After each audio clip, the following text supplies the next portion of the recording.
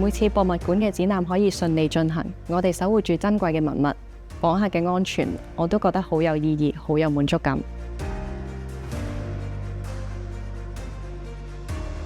我係阿森，我係香港故宮文化博物館嘅保安助理經理。我哋嘅工作咧就好多元化嘅，咁展覽之前會協助一啲處理文物嘅護送啦，博物館日常嘅保安運作，咁就例如工作嘅簡報、安排同事嘅工作、訪客嘅安檢、人流管制、control 嘅同事咧都會監察住 CCTV， 處理突發嘅情況嘅。所有博物館安全有關嘅嘢咧，我哋都會全程跟進。如果有突發嘅事情，我哋係要即時作出應對啦。我哋做嘢非常之有幹勁，全部都有專業嘅保安執照，亦都具備咗足夠嘅知識同埋應變能力。我曾經喺機場同埋酒店擔任過唔同嘅保安工作啦。咁加入西九嗰陣時咧，我就係保安督導。咁後嚟表現得到肯定，就升咗做助理經理。喺度返工，我覺得好有滿足感。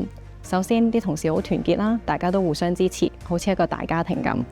其次，呢度除咗日常嘅工作咧，仲有在職嘅培訓，可以學到唔同嘅新知識。主管經常鼓勵我哋學習多啲唔同嘅嘢啦，對所有嘢都保持好奇心。喺呢度可以接觸同埋實踐到世界級專業水平嘅保安工作，係一個好難得嘅經驗，同時亦都可以豐富自己嘅閱歷。香港故宮文化博物館未來會舉辦更加多唔同嘅世界級展覽，嗰啲珍品全部都係嚟自故宮博物院同埋全球頂尖嘅文博機構。呢度提供喺頂級文化機構工作嘅機會啦，會不斷咁引入新嘅保安技術同科技。合作嘅夥伴咧可以放心咁將文物交俾我哋，訪客喺安全嘅環境入邊感受到藝術文化嘅力量。